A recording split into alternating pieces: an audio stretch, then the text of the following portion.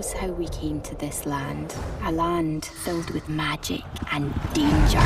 Brave bercerita tentang Merida yang merupakan putri sebuah kerajaan, namun tidak ada sedikit pun jiwa seorang putri dalam dirinya.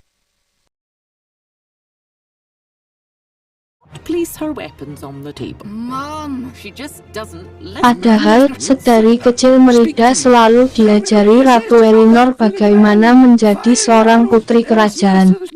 Merida kecil tumbuh seperti anak kecil pada umumnya, main ke sono kemari. Pada suatu waktu ia bermain di hutan dan bertemu dengan cahaya biru yang ia sebut hantu.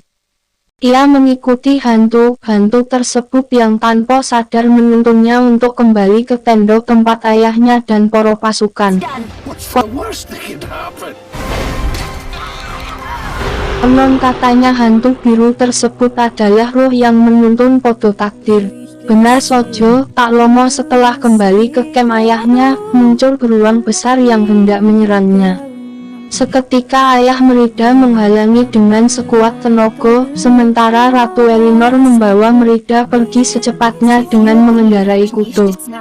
Itulah sepenggal kisah masa kecil Merida dan bagaimana bisa ayahnya menjadi seorang pemburu beruang. Merida semakin dewasa dan Elinor khawatir akan masa depan putrinya itu yang jauh dari harapan kerajaan. Maka untuk membuat Merida kembali pada kodratnya sebagai seorang putri kerajaan, dibuatlah sayembara mencari pendamping Merida sekaligus pewaris tahta kerajaan. Datanglah telu klan bangsawan yang masing-masing punya bakal calon.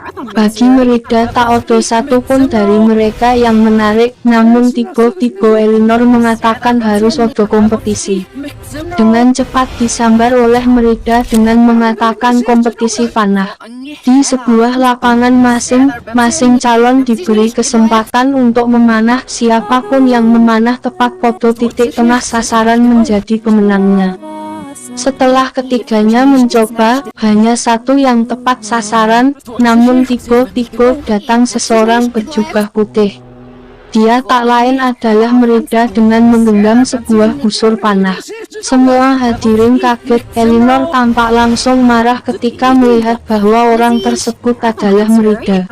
Seolah tak peduli dengan ibunya, Merida membidik sasaran para calon satu persatu dan tak ada satupun yang meleset. Semua yang dipanah Merida pas di tengah. Dengan kesal Elinor menyeret Merida ke kamar dan memarahinya habis-habisan. Saat itulah Merida mengeluarkan semua isi hati yang dipendamnya selama ini, bahwa ia tidak ingin menjadi ratu atau putri atau apapun itu. Merida meluap hingga tanpa sadar mengayunkan pedang pada sebuah karpet di belakangnya hingga robek setengah. Pertengkaran diakhiri dengan kepergian Merida dan tangis ibunya. Merida yang dipenuhi amarah masuk ke hutan dan di dalam hutan menemui hantu biru lagi. Dengan cepat ia mengikuti hantu tersebut dan ternyata menuntunnya di sebuah gubuk kecil. Merida masuk dan bertemu dengan nenek tua pengrajin kayu pahat. Ternyata, nenek tua tersebut adalah seorang nenek sihir. Bukannya takut, Merida malah meminta dibuatkan ramuan untuk mengubah ibunya. Dengan sedikit negosiasi akhirnya mereka berdua mencapai kesepakatan. Sebuah kulit berisi mantra kini dipegang oleh Merida, siap diberikan ke ibunya. Beberapa saat setelah Elinor memakan kulit dari Merida, ia tampak tak sehat kemudian dibawa Merida ke kamar.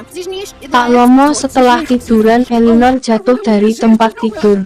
Betapa kagetnya Merida melihat ibunya perlahan berubah menjadi beruang yang sangat besar. Sementara itu, ayah Merida masih bersama para klan bangsawan. Tiba-tiba ayah Merida terdiam dan mengendus, merasakan ada hal yang aneh sedang terjadi. Dengan cepat ia bergegas ke atas kastilnya mencari sumber ketidakberesan yang ia rasakan.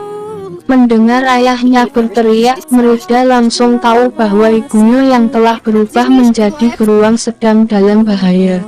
Pelarian mereka pun dimulai, berlari dari buruan ayahnya sendiri. Namun pada akhirnya sang ibu kembali menjadi manusia berkat sebuah karpet yang robek oleh pedang Merida di pertengahan sinopsis film brief yang kami tulis di atas.